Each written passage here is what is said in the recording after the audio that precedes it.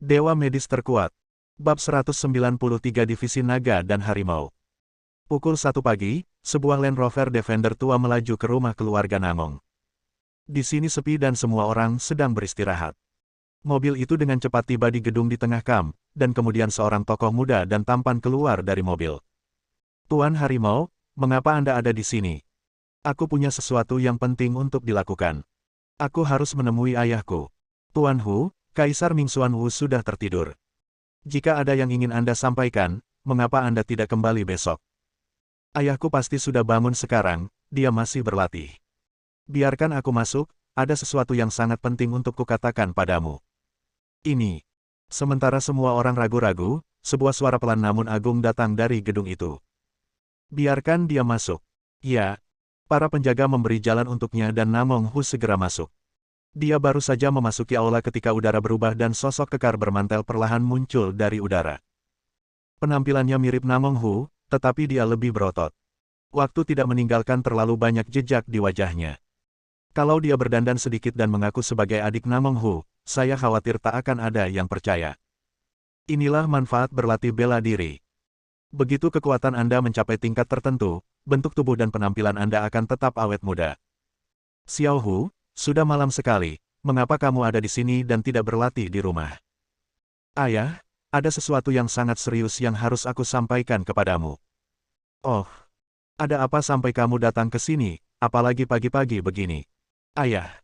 "Xiao Chen, ayo kita pergi melihat laut." "Pergi ke laut? Apa hubungannya dengan kita kalau dia pergi ke laut?"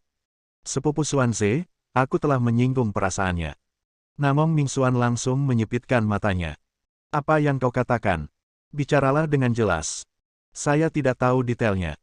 Sepertinya sepupu Xuanze menggunakan paksaan dan suap untuk mendapatkan sesuatu dari Xiao Chen, lalu menulis surat utang sebesar 300 miliar kepada Xiao Chen. Saya kira dia tidak ingin membayar kembali uang itu dan hanya menanganinya dengan santai. Tapi saya tidak menyangka pihak lain itu adalah Xiao Chen. Bajingan sialan ini. Dia pasti sengaja menindas orang lain sejak awal. Kalau tidak, bagaimana hal sebesar ini bisa terjadi? Ayah. Meskipun dia pantas mati. Tapi, dia adalah putra satu-satunya bibiku. Jika dia mati seperti ini, aku khawatir Bibi Caiyun tidak akan sanggup menanggungnya, dan seluruh keluarga Han akan dihancurkan oleh Xiao Chen. Namong Mingxuan mengusap pelipisnya dengan keras. Ini benar-benar menyusahkan. Ayah sudah mengatakan sebelumnya bahwa sebelum kita benar-benar memahami identitas Xiao Chen, kita tidak boleh memprovokasi Xiao Chen sesuka hati. Bajingan ini pasti akan mencari masalah untukku. Lupakan saja, aku akan mencari cara untuk memberitahu kakekmu sekarang. Masalah ini harus diputuskan oleh kakekmu. Jangan repot-repot mencariku. Aku sudah mendengarmu." Tepat ketika Namong Mingxuan baru saja selesai berbicara, sebuah suara perlahan datang dari samping ayah dan anak itu. Jasad lelaki tua Namong telah sampai di sisi mereka tanpa mereka ketahui kapan. "Ayah." "Kakek." Namong Mingxuan dan Namong Hu segera memberi hormat pada Namong Chenlong. Kemudian, Namong Mingxuan melangkah cepat ke sisi ayahnya dan berkata dengan sedikit harapan. "Ayah. Sekarang setelah ayah keluar dari pengasingan, mungkinkah?" Namong Chenlong menggelengkan kepalanya dan mendesah pelan. "Sayang sekali aku masih belum memahami bagian terakhir dari alam itu. Namun, aku akhirnya mencapai alam dewa setengah langkah. Selama aku diberi kesempatan lagi. Dengan sedikit pemahaman, aku pasti dapat dengan mudah mencapai alam dewa legendaris. Jadi, tidak perlu terburu-buru." Namong Mingxuan mengangguk. "Bagus. Ngomong-ngomong, ayah, saat ini keluarga Han telah menyinggung Xiao Chen, bagaimana dengan adik perempuanku?" Namong Chenlong, dengan kedua tangan di belakang punggungnya dan semangat juang yang dahsyat di matanya, memandang ke arah Wang Hai. Meskipun Xuanze salah dalam masalah ini, dia masih memiliki separuh darah keluarga Namong yang mengalir di tubuhnya. Jika dia terbunuh, di mana wajah keluarga Namong kita? Hati Namong Mingxuan dan Namong Hu bergetar, mereka saling berpandangan, menelan ludah, dan berkata dengan hati-hati. "Kalau begitu, apa yang ayah maksud adalah, kumpulkan kakak tertuamu dan kakak ketigamu, dan ikuti aku ke Wang Hai." "Ya."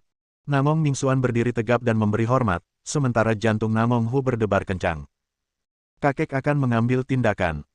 Kepala keluarga Namong, yang tinggal setengah langkah lagi untuk menjadi dewa, akan segera tiba di Wang Hai. Kali ini, Aku penasaran apakah Xiao Chen sanggup menanggungnya. Pada saat yang sama, dari keluarga Shen, ribuan mil jauhnya, sebuah sosok dengan cepat datang ke gedung kerja Shen Tianjun. Tuan, laporan rahasia terbaru, di perbatasan selatan, Namong Chenlong secara pribadi memimpin 3 bersaudara Namong Mingzu, Namong Mingxuan, dan Namong Mingxing ke Wanghai. Shen Tianjun menggigil hebat. Apa-apaan ini? Orang tua dari keluarga Namong ada di sini. Apa-apaan dia? Mereka sudah sangat taat hukum selama bertahun-tahun. Mungkinkah?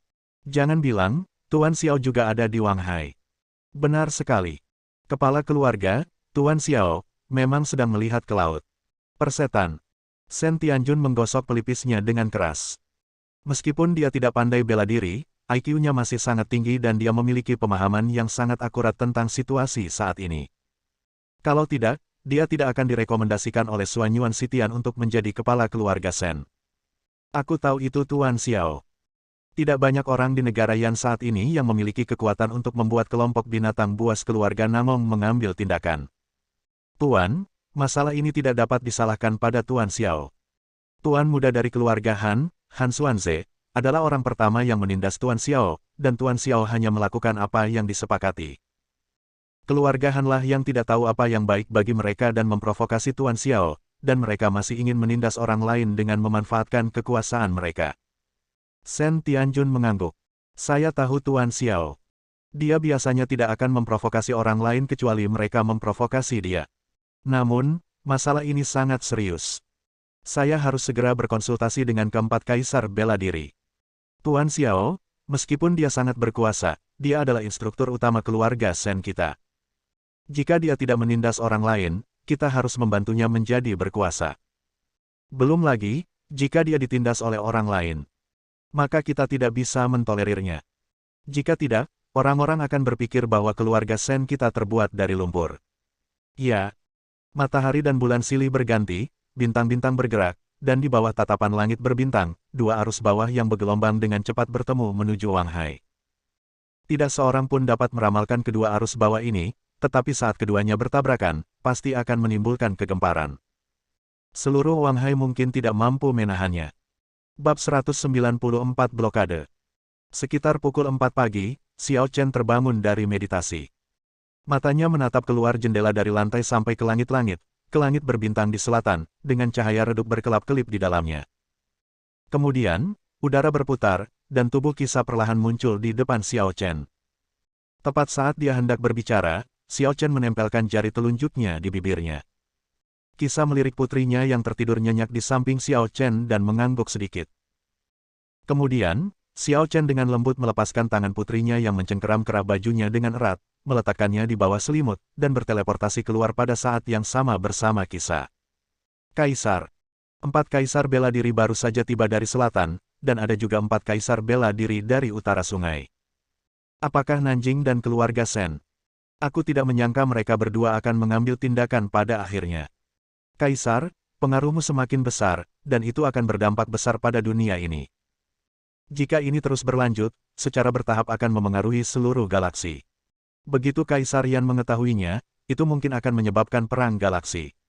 Pada saat itu, akan sulit untuk menjelaskan di mana penguasa berada. Xiao Chen mengusap pelipisnya. Aku berutang banyak pada Yun Xuan. Jika aku membawanya pergi dari bumi tanpa menebus semua penyesalannya, itu akan menjadi penyesalan seumur hidup bagi kita berdua di masa depan. Kehidupan penduduk bumi terlalu rapuh, tetapi Yun Xuan dan aku pasti akan mampu bertahan hidup selama 10.000 tahun. Aku bisa tenang sekarang karena semut-semut itu sudah mati, tetapi bagaimana dengan iblis di hatiku? Terkadang, hidup hanya datang sekali. Orang-orang bertarung demi napas, Buddha bertarung demi sebatang dupa. Pertarungan mungkin mendatangkan masalah yang tak ada habisnya, tetapi tidak bertarung akan membuatmu menyesal seumur hidup. Kisah mendesah. Kaisar, Anda seharusnya lebih berpikiran terbuka. Kekuatan Anda telah mencapai puncaknya. Rentang hidup Anda panjang, hingga 10.000 tahun, mengapa repot-repot dengan semut-semut ini? Xiao Chen terkekeh. Kisha, kamu terlahir di keluarga kaya sejak muda, dan kamu diberkati dengan kekayaan dan kehormatan sejak muda. Kamu menjadi kapten di usia 20, memimpin armada di usia 28, dan memimpin legiun di usia 35. Hidupmu penuh dengan kemuliaan, jadi bagaimana kamu bisa mengerti bahwa aku pernah diperlakukan seperti anjing dan diinjak-injak? Berbicara tentang ini, mata Xiao Chen memperlihatkan dua sinar dingin. Harga diriku, keluargaku, kerabatku, dan bahkan diriku, semuanya telah dipermainkan seperti semut. Mereka dapat membunuhku jika mereka mau, dan menghancurkanku jika mereka mau. Sekarang aku punya kemampuan. Mengapa aku tidak dapat memperlakukan mereka dengan cara yang sama seperti mereka memperlakukanku? Mengapa aku harus membunuh mereka secara langsung? Sangat mudah bagi mereka. Jangan bilang orang hebat tidak peduli dengan semut. Jangan bilang aku punya prinsip hebat. Aku hanya seekor semut. Saat aku berkuasa, aku akan membalas dendam pada mereka yang telah menyakitiku. Aku akan membuat mereka yang meremehkanku menyesalinya. Jika kau meremehkanku, tidak apa-apa. Kau bisa kembali saja dan tidak perlu melayaniku. Dengan status dan posisimu, saudara-saudara lainnya pasti akan berjuang untukmu. Aku tidak akan pernah mengatakan sesuatu yang bergosip. Yang mulia, Anda terlalu baik. Meskipun saya tidak mengerti pendapat Anda, saya tahu bahwa Yang Mulia menghargai persahabatan dan kesetiaan. Anda hanya membenci orang-orang yang telah menyakiti Anda. Mengenai saudara-saudara kita, kami tidak punya apa-apa untuk dikatakan. Baguslah. Meskipun aku tidak ingin ikut campur dalam urusan Namong dan keluarga Sen, bagaimanapun juga, mereka semua disebabkan olehku. Nanti, bantu aku menjaga Ziyi, aku harus pergi ke sana. Ya, kegelapan sebelum fajar adalah yang terdalam. Suhunya juga paling dingin. Bahkan ada lapisan tipis embun beku musim gugur di dahan-dahan, yang memantulkan cahaya putih di bawah sinar bulan. Akan tetapi, cahaya itu juga mengungkapkan hawa dingin yang menusuk tulang. Di langit selatan, beberapa sinar cahaya terbang cepat menuju Wang Hai.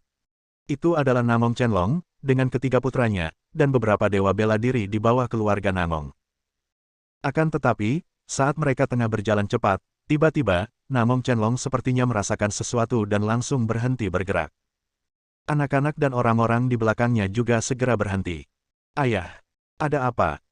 Namong Mingxuan tidak dapat menahan diri untuk bertanya kepada dokter, sementara Namong Chenlong menyipitkan matanya dan menatap kegelapan di depan. Sekarang kamu sudah di sini, kenapa harus bersembunyi? Keluarlah. Bersamaan dengan kata-kata ringan tersebut, beberapa sosok perlahan muncul dari dalam hutan. 3 orang yang memimpin, mengenakan mantel dan ban lengan naga ungu emas di bahu mereka, adalah 3 dari 4 kaisar bela diri keluarga Sen. Gongsun Wulei, Ye Wuchen, Feng Qingyang. Itu kamu. Gongsun Wulei, kamu berani sekali berdiri di depan perbatasan selatan kita. Gongsun Wulei tersenyum tenang dan meletakkan tangannya di belakang punggungnya. Saudara Mingxuan, apa yang Anda katakan agak salah, bukan? Jika Anda di wilayah selatan bisa berada di sini, mengapa kami tidak bisa berada di sini? Kami semua adalah keturunan kerajaan Yan, kami bukan orang asing. Huff. Berhenti bicara omong kosong. Kau tahu mengapa kami ada di sini, tetapi kau masih menghalangi kami. Mungkinkah Xiao Chen itu adalah ayah dari keluarga Senmu? Ye Wuchen meludah. Namong Mingxuan, tutup mulutmu dan berhenti bicara omong kosong di sini. Kalau kamu mau mati, aku bisa memuaskanmu. Tapi jangan bicara omong kosong dengan keluarga Sen, kalau tidak, aku akan membuatmu membayarnya. Namong Mingxuan tersenyum dingin. Apakah aku takut padamu? Aku akan memberitahumu sekarang juga betapa hebatnya keluarga Namong kita. Dia hendak menyerang ketika Namong Mingxing yang berada di sampingnya mencengkeram bahunya. Saudaraku, jangan melawannya di sini. Kalian berdua sama-sama kuat. Bahkan jika kita bertarung selama 9 hari 9 malam, tidak akan ada pemenangnya. Kita punya hal lain untuk dilakukan. Setelah mendengar ini, Namong Mingxuan mendengus dingin dan tidak menyerang lagi. Kakakku benar. Kekuatannya sebanding dengan Ye Wuchen. Bertarung di sini hanya akan membuang-buang waktu. Pada saat itu, Xiao Chen pasti sudah membunuh semua orang keluarga Han. Bahkan jika mereka pergi ke Wang Hai lagi, apa gunanya? Namong Mingxing melirik Ye Wuchen dan yang lainnya dengan dingin, lalu berbicara lagi. Saudara-saudara, ketika kepala keluarga Sen masih hidup, dia memiliki hubungan yang cukup baik dengan kita di wilayah selatan. Kita pernah beradu argumen, makan bersama, dan minum bersama. Tidak perlu memulai perang untuk orang luar, bukan? Jika kalian benar-benar tidak ingin menyerahkan Xiao Chen, kalian dapat membujuknya untuk melepaskan keponakanku. Jika ada sesuatu di antara kita, kita masih bisa membicarakannya. Ye Wuchen dan dua orang lainnya saling memandang, tersenyum, dan berkata, "Maaf. Tuan Xiao adalah instruktur utama keluarga Shen kami. Kami tidak memenuhi syarat untuk membujuknya. Kami hanya memenuhi syarat untuk melindunginya. Selain itu, masalah ini disebabkan oleh keponakanmu. Jadi, jangan bertindak seperti orang penting di sini." Bersambung.